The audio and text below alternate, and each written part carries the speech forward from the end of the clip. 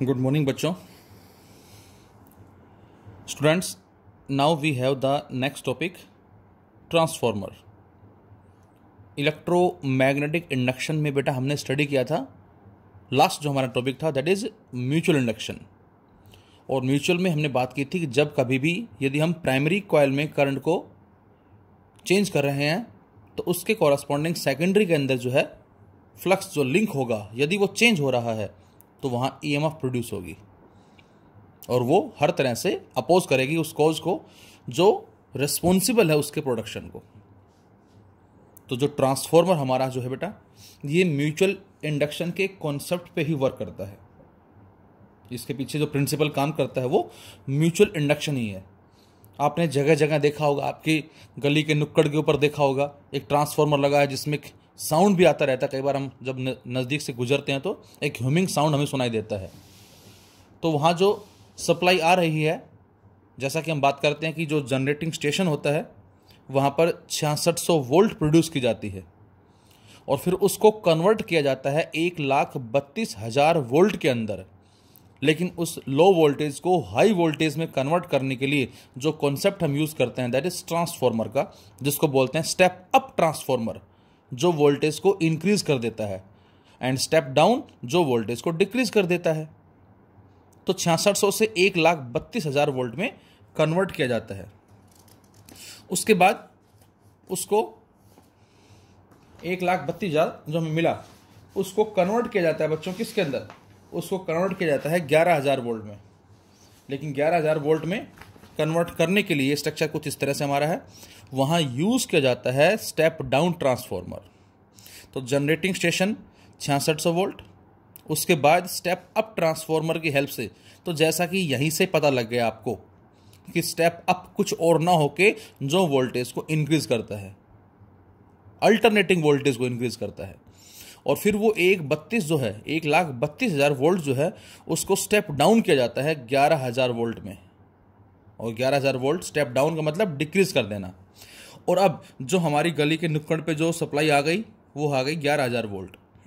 और उसके बाद हमारे घरों तक पहुंच पाती कितनी है वो 220 वोल्ट। तो वहाँ पर फिर से स्टेप डाउन ट्रांसफॉर्मर है जो उस 11,000 को 220 वोल्ट में कन्वर्ट कर देता है।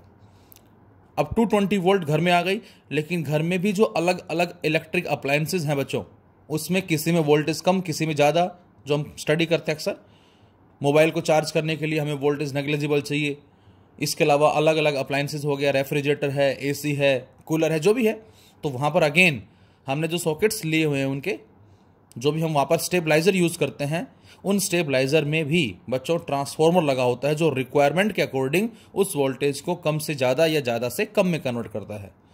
यदि हमें 220 से सपोज करो मैं आपसे कहता हूँ कि हमें 15 वोल्ट चाहिए, तो बच्चों वहाँ हमें स्टेप डाउन ट्रांसफॉर्मर लगाना पड़ेगा। लेकिन किस हिसाब से लगाना पड़ेगा ताकि 220 को वो 15 वोल्ट में कन्वर्ट कर दे, 220 को वो 40 वोल्ट में कन्वर्ट कर दे, 220 को वो 500 वोल्ट में कन्वर्ट कर दे। तो ये सारा जो मैकेनिज्म है बच्चों ये हमारा स्टेप अप और स्टेप डाउन ट्रांसफॉर्मर का ही है बच्चों।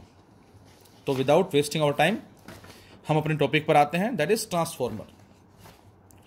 तो ट्रांसफॉर्मर हमने उस डिवाइस को नाम दिया है दैट इज द डिवाइस और electric device which is used for changing the alternating voltage as well as alternating current.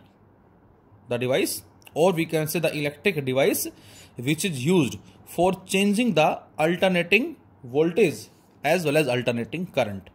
अक्सर हम AC वोल्टेज बोल देते हैं, अल्टरनेटिंग वोल्टेज बोलें वो ज़्यादा सुटेबल होगा।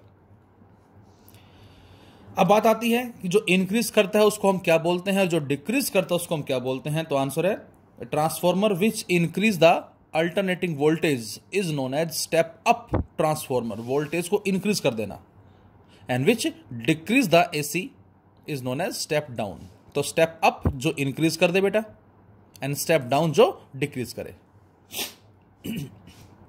किस प्रिंसिपल वर्क करता है बच्चों? So its working principle is based on mutual induction. ये MI के प्रिंसिपल पे वर्क करता है। शॉर्ट फॉर्म इसको आप MI भी लिख सकते हैं, म्यूचुअल इंडक्शन। और ये क्या है बेटा, म्यूचुअल इंडक्शन जो है ये क्या होता है? तो आंसर है whenever amount of magnetic flux linked with a coil is changes then EMF is induced in the neighboring coil। जब कभी भी जो फ्लक्स लिंक हो रहा है उसमें चेंज आ रहा है तो उसकी वजह से क्या होगा, नेबरिंग कॉइल में एक इंड्यूस्ड EMF जो वो प्रोड्यूस होती है।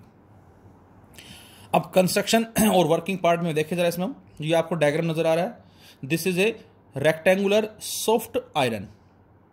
एक तरह से हमारा एक सॉफ्ट आयरन कोर है जिसको हमने लेमिनेट भी किया हुआ है, एक शीट्स की फॉर्म में आपको नजर आ रहा है कुछ इस तरह से। अब आप ये जानते हैं कि हमने जो लेमिनेट किया हुआ है आयरन ये शीट्स की फॉर्म में भी ले रखा है, ऐसा क्यों? तो आंसर है एडी करंट को, इफेक्ट को मिनिमाइज करने के लिए हमने बात की थी, ताकि एनर्जी का जो लॉस हो एडी करंट के बिहाफ पे वो कम से कम हो सके। So transformer consist of a rectangular soft iron core made of laminated sheets and which are well insulated from each other. अब इसमें लेफ्ट में आपको P1 P2 और राइट में S1 S2 नजर आ रहा है। बच्चों इस P1 P2 को बेटा हमने प्राइमरी कॉइल का नाम दिया है और S1 S2 को हमने सेकेंडरी का नाम दिया है, जिन दोनों को हमने इस तरह से इसके ऊपर प्रॉपरली अटैच किया हुआ है, एग्जैक्टली इसके ऊपर इस तरह से। हो सकता है किसी बुक में डायग्राम अलग दे रखा हो, मे बी किसी बुक में हो सकता है कुछ इस तरह से डायग्राम दे रखा हो ट्रांसफॉर्मर इन दिस वे, ऐसे भी हम ले सकते हैं यहां से, नो मैटर। हाँ, इस केस में हमने बताया था क्या कि फ्लक्स, इस केस में कि जो फ्लक्स है वो क्या होगा, मैक्सिमम होगा। यदि हम एक में करंट फ्लो करते हैं तो दूसरे फ्लक्स मैक्सिमम लिंक होगा, एक दूसरे को हमने एक दूसरे पे कोएक्सियली वाउंड कर दिया है और बीच में हमने क्या ले लिया, आयरन। ये वही केस है बच्चों, कुछ और ना हो के ये वही केस है। और आयरन लेने का पर्पस क्या है ये भी हमने बात की थी, ताकि इस प्राइमरी में जब करंट फ्लो करेगा तो इससे क्या होगा बेटा, इससे इस प्राइमरी के कॉरस्पॉन्डिंग फील्ड जो सेटअप होगा। और ये एसी है बच्चों, एसी का मतलब जो करंट लगातार इस तरह से इंक्रीज हो रहा है, डिक्रीज हो रहा है, फिर पॉजिटिव नेगेटिव में इंक्रीज फिर डिक्रीज, इस तरह से जो लगातार चेंज हो रहा है। और इस करंट के लगातार चेंज होने से इस प्राइमरी में जो मैग्नेटिक फील्ड सेटअप होगा वो भी लगातार क्या होगा, वो भी चेंज होगा। अब यदि प्राइमरी में लगातार मैग्नेटिक फ्लक्स चेंज होगा, फील्ड चेंज होगा, फ्लक्स चेंज होगा, तो यहां पर हम बोलेंगे क्या, सेल्फ इंडक्शन की वजह से EMF होगी। लेकिन हमें यहां म्यूचुअल इंडक्शन का रोल भी बताना है।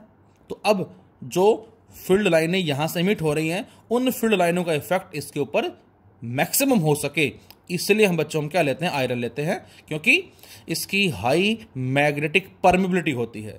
सपोज मैं कहता हूं आपसे कुछ इस तरह से फील्ड लाइनें डेवलप हुई, अब यहां से क्या नजर आ रहा है आपको, ये फील्ड लाइनें बाहर जा रही हैं, लेकिन इस आयरन की टेंडेंसी क्या है, ये उन सभी फील्ड लाइनों को पकड़कर अपने अंदर से पास करवाता है। तो कहने का मतलब ये है कि ओवरऑल जो मैग्नेटिक फील्ड लाइनें सेटअप होंगी प्राइमरी में, उनका मैक्सिमम से मैक्सिमम इफेक्ट होगा सेकेंडरी के ऊपर।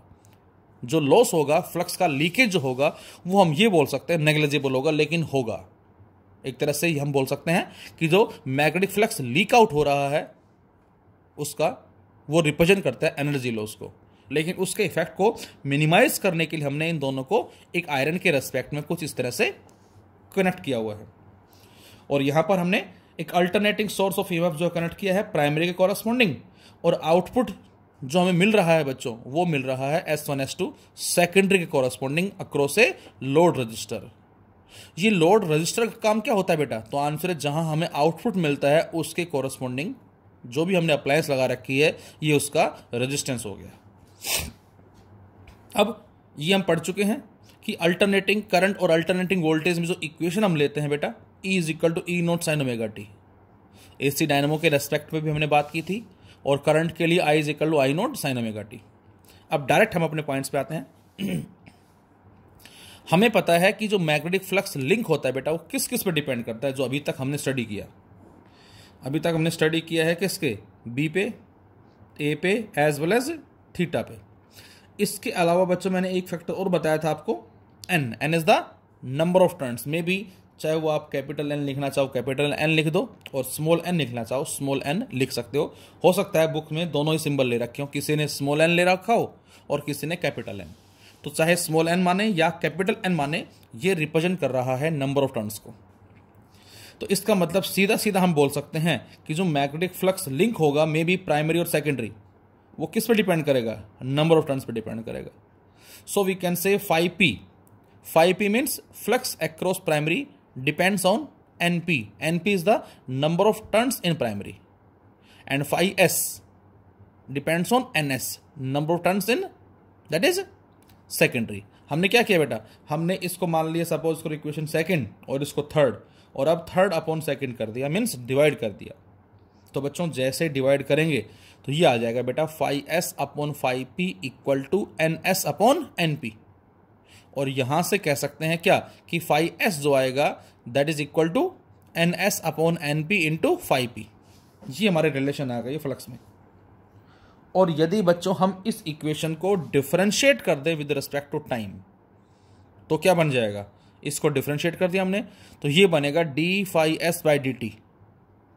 N S by N P constant है एज इट इज, और फाई पी का d phi P by D T.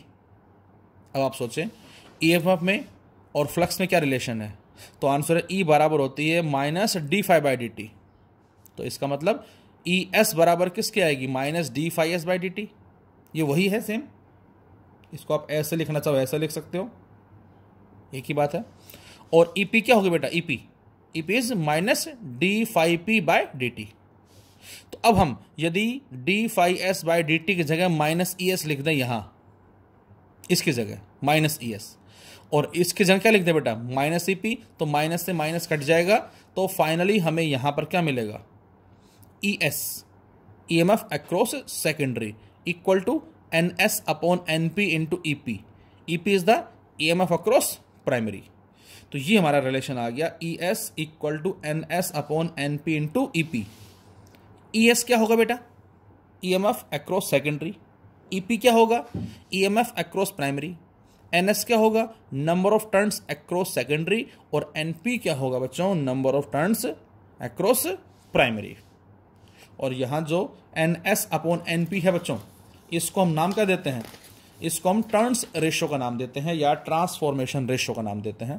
तो ये हमारी रिलेशन आ गई है, और जिसमें N S upon N P को हम लिखते हैं बेटा K, and this K is known as turns ratio. Secondary और प्राइमरी की जो टर्न्स है, ध्यान रहे मैं फिर रिपीट करता हूं, ये N S upon N P है। यदि आप N P upon N S लिखेंगे तो वो 1/k कहलाएगा। तो फिलहाल जो के है this is the transformation ratio, और we can say turns ratio. अब यहां से जो पॉइंट आपको ध्यान रखना है बच्चों वो क्या होगा, ध्यान से सुनेंगे।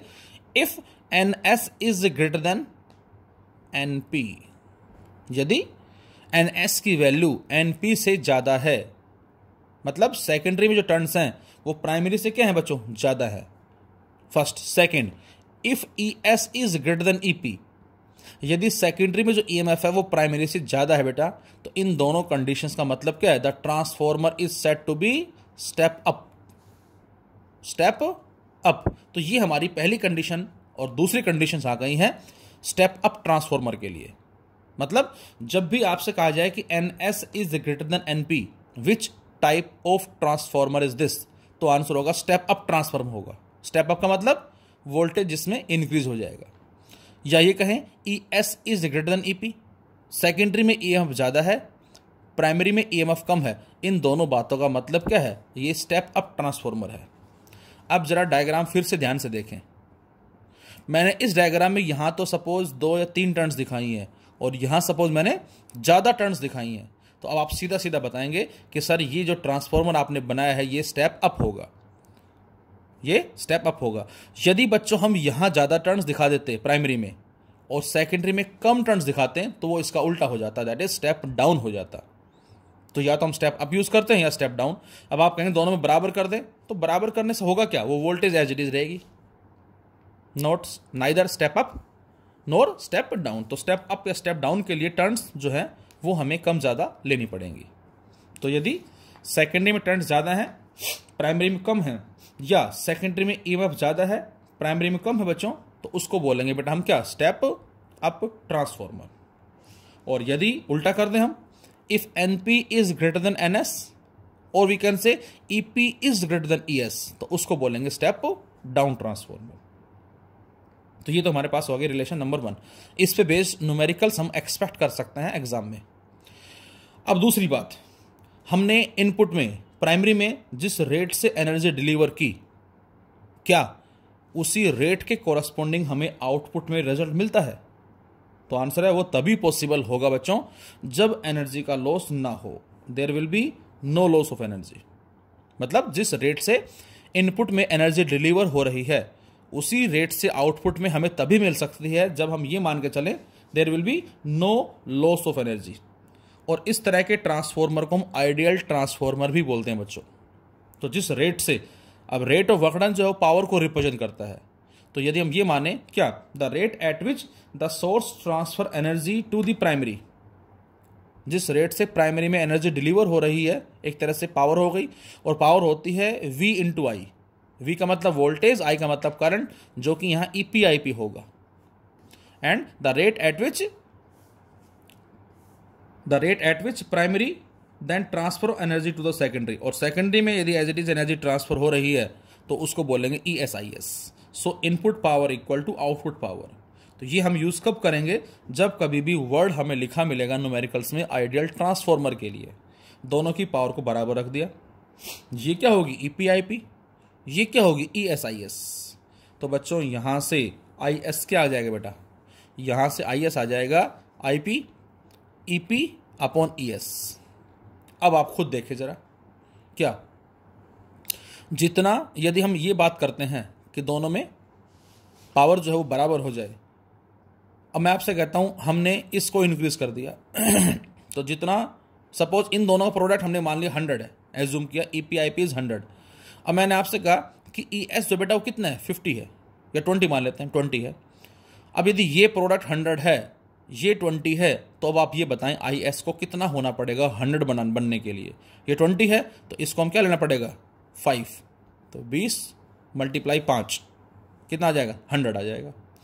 अब यदि हमने ES को कितना कर दिया 50 कर दिया, अभी हमें 100 चाहिए, तो यदि ये 50 हो गया तो इसको कितना होना पड़ेगा 2 होना पड़ेगा।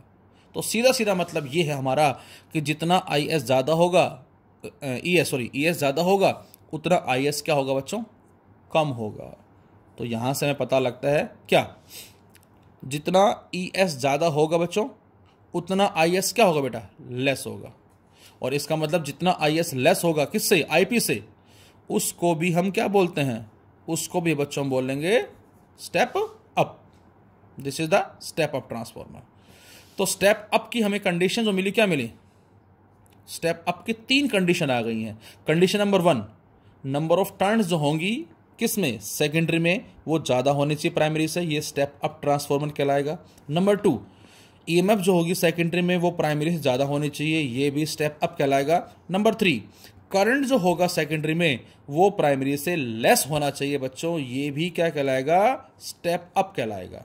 और इन तीनों का उल्टा कर दें, तीनों का उल्टा का मतलब यदि NP की वैल्यू NS से ज़्यादा है तो स्टेप डाउन, EP की वैल्यू ES से ज़्यादा है तो स्टेप डाउन, और IP की वैल्यू IS से कम है। थोड़ा सा देखो, ध्यान रखें, ये दोनों ज़्यादा हैं सेकेंडरी में टर्न्स, सेकेंडरी में EMF, लेकिन सेकेंडरी में करंट कम है स्टेप अप के लिए, और स्टेप डाउन के लिए उल्टा।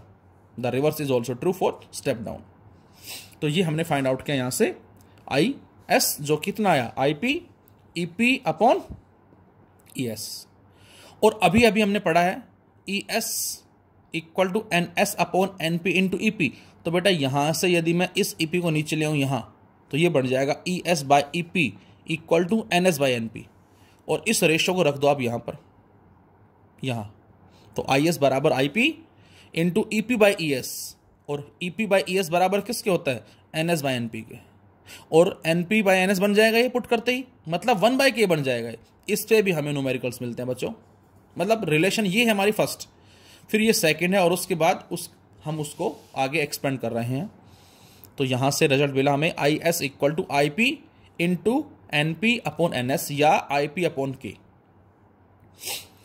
अब यदि हम इसी रिलेशन से फाइंड आउट करते हैं IP की वैल्यू, तो यहां से IP आ जाएगा IS upon EP, IS upon EP, ये आ जाएगा यहां से, बोलो। अब जो IS है सेकेंडरी में जो करंट है वो किसके बराबर होगा, V is equal to IR, then I is equal to V by R। तो IS की वैल्यू आ जाएगी बेटा ES बाई R। तो IP कितना आ गया, IP आ गया बच्चों ES upon EP into IS, और IS को रिप्लेस कर दिया ES बाई R से, तो एक ES ये बन गया ES का स्क्वायर, और अपॉन EP, और साथ में R चल ही रहा है। और अब यहां जो ई एस का स्क्वायर बन गया, यहां से इस ई एस की वैल्यू को उठा के, जो कि N S upon N P into E P है बेटा, ये हमने पुट कर दी यहां। तो यहां से हमने क्या किया, हमने इस ई एस के स्क्वायर को हटाया और क्या लिखा, एन एस का स्क्वायर अपॉन एन पी का स्क्वायर इंटू ई पी का स्क्वायर, और ऊपर एक ई पी है, एक नीचे ई पी है, कट गया, ऊपर 2 नीचे 1 ऊपर बच जाएगा। तो आई पी क्या आ गया, E P upon R into N S का स्क्वायर अपॉन में एन पी का स्क्वायर। और यहां पर भी हम चाह रहे हैं कि करंट बराबर क्या बन जाए, वोल्टेज अपॉन रेजिस्टेंस। तो I P equal to E P upon resistance, upon resistance R ना लिख के मैंने आर इक्वलेंट लिख दिया। And what is the meaning of R equivalent, ये जो फैक्टर है सारा, इसको हमने आर इक्वलेंट का नाम दिया, N P upon N S का स्क्वायर इंटू आर। तो ये हमारे पास आ गया क्या, रेजिस्टेंस की वैल्यू आ गई, प्राइमरी के कोरस्पॉन्डिंग कितनी होगी। तो ये हमारे पास रिलेशंस हैं इस ट्रांसफॉर्मर के कोरस्पॉन्डिंग। इफिशियंसी ऑफ ट्रांसफॉर्मर, कितना ट्रांसफॉर्मर इफिशिएंट है वर्क करने के लिए। तो अभी जो हम बात कर रहे थे कि 100% एनर्जी जो है वो कन्वर्ट नहीं होगी, कुछ ना कुछ लॉस भी होगा। तो उस इफिशियंसी पे बेस्ड यदि क्वेश्चंस हैं तो उसको हम सोल्व करेंगे। That is the ratio of output power to the input power. हमने इनपुट एनर्जी सप्लाई की और उसके कोरस्पॉन्डिंग आउटपुट में हमें कितना रिजल्ट मिला है, विच represents the basically efficiency. So it is defined as the ratio of output power to the input power, and output is PS, input is PI, or we can say ESIS upon EPIP। तो ये हमारे पास कुछ formulas हैं transformer के questions करने के लिए, और ये एसी में वर्क करता है बच्चों। ये म्यूचुअल इंडक्शन हमारे पास जो है, क्योंकि डीसी के अंदर क्या होगा, डीसी में तो करंट कांस्टेंट हो जाएगा, और डीसी में करंट कांस्टेंट हो गया तो फ्लक्स कांस्टेंट हो गया, और फ्लक्स कांस्टेंट हो गया तो ईएमएफ क्या हो जाएगी, 0। तो ट्रांसफॉर्मर हमारा जो है वो एसी पे वर्क करता है और म्यूचुअल इंडक्शन के कॉन्सेप्ट पे ये वर्क करता है। इसके अलावा यदि आपसे कहा जाए कि किस किस तरह से इस ट्रांसफॉर्मर में एनर्जी का लॉस हो रहा है, तो आंसर है there are various ways due to which we can say there will be loss of energy in transformer, and first one is copper loss. तो कॉपर लॉस हमने एनर्जी के लॉस को ही बोला बेटा, because copper loss is the energy loss in the form of heat. Copper loss जो बेटा ये एनर्जी का ही लॉस है in the form of heat in the copper coil. जो हमने वाइंडिंग की हुई है कॉपर कॉइल से, उसमें हीट प्रोड्यूस हो रही है और उसकी वजह से एनर्जी का लॉस हो रहा है। And this is due to Joule's law of heating effect of current. ये हीटिंग इफेक्ट का जो कॉन्सेप्ट हमारा उसके बिहाव पे है। और बच्चों हमने पढ़ा था कि हीट जो है बेटा डायरेक्टली किसके होती है, I square into R into T. R जितना आर ज्यादा होगा उतना हीट ज्यादा होगी। तो इसका मतलब हमें यदि उसको मिनिमाइज करना है तो उसके लिए जो हम वायर कंसीडर कर रहे हैं उस पर बाउंड करने के लिए वो थिक होनी चाहिए, क्योंकि जब वो थिक होगी तो उससे एरिया ऑफ क्रॉस सेक्शन बढ़ जाएगा, और एरिया ऑफ क्रॉस सेक्शन बढ़ने से रेजिस्टेंस डिक्रीज हो जाएगा, घट जाएगा, because resistance is inversely proportional to area of cross section. और जितना रेजिस्टेंस घटेगा उतना हीट प्रोडक्शन भी घट जाएगा। तो फर्स्ट जो लॉस है बेटा वो है कॉपर लॉस। हीट प्रोड्यूस हो रही है कॉपर में, उसकी वजह से एनर्जी का लॉस हो रहा है।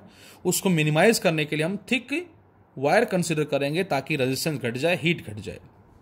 Second, iron loss. Iron loss is also the loss of energy in the form of heat in iron core of the transformer. जो हमने आयरन कोर लिया है, लेमिनेटेड लिया है, तो लेमिनेटेड लेने का पर्पज क्या है बेटा हमारा, क्योंकि उसमें एडी करंट प्रोड्यूस होता है और उसकी वजह से भी हीटिंग इफेक्ट होगा। तो उसके इफेक्ट को मिनिमाइज करने के लिए ही बच्चों हमने क्या किया है, लेमिनेट कर रखा है। So iron loss is the loss of iron in the form of heat. This is due to the formation of eddy current.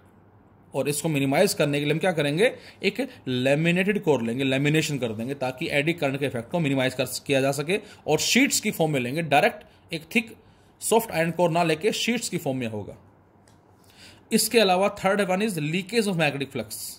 Magnetic flux का लीकेज होना क्या मतलब, the rate at which magnetic flux linked with each turn off S1 S2 is less than the rate of change of magnetic flux linked with each turn off P1 P2। ये कह रहा है कि primary में जिस rate से energy deliver हो रही है और उसकी वजह से प्राइमरी में जो फ्लक्स लिंक हो रहा है वो हमेशा ज्यादा होता है as compare to magnetic flux linked with S1 S2।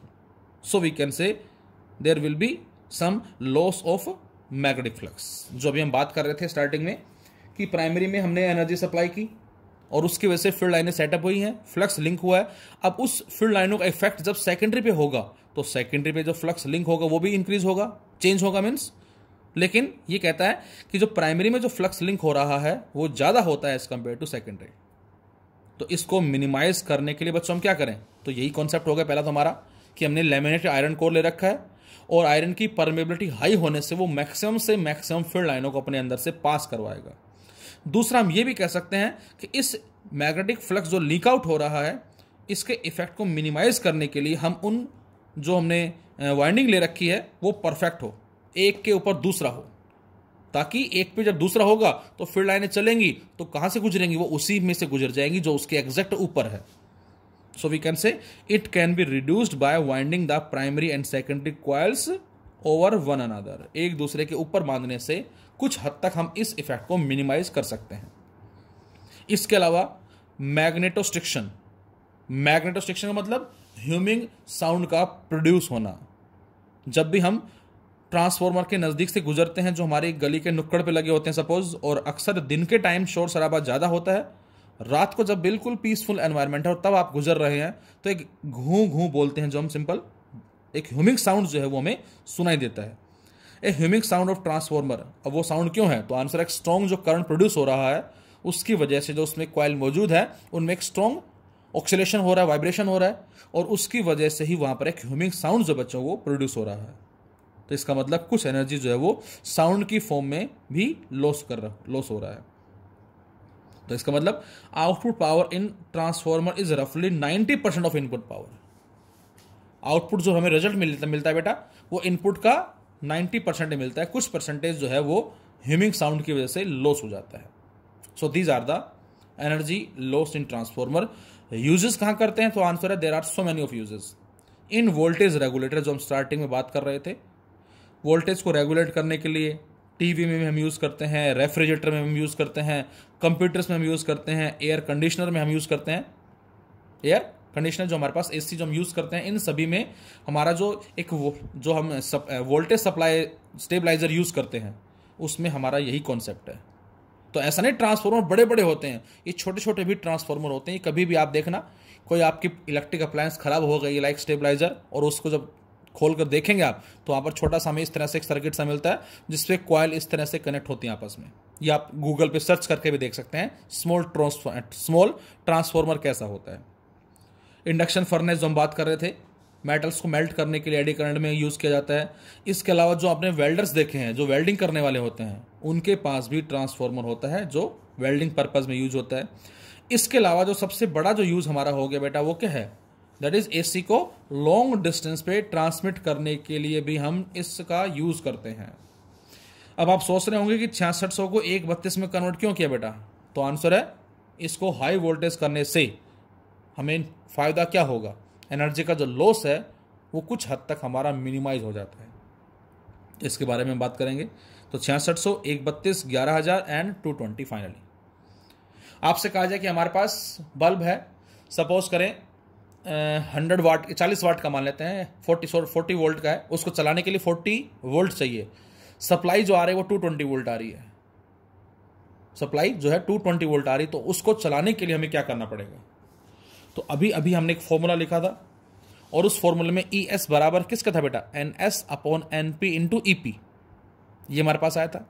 अब आपसे कह रहा है कि सप्लाई 220 वोल्ट है और चलाने के लिए 40 वोल्ट चाहिए, तो इस 40 को यहाँ ले आए हम, तो ऊपर 220 220 नीचे 40 कट गया, कितना आ जाएगा 11/2, आंसर आ गया 11/2। तो NS/NP इक्वल टू 11/2, तो हमें इतना टर्न्स रेशो लेना पड़ेगा।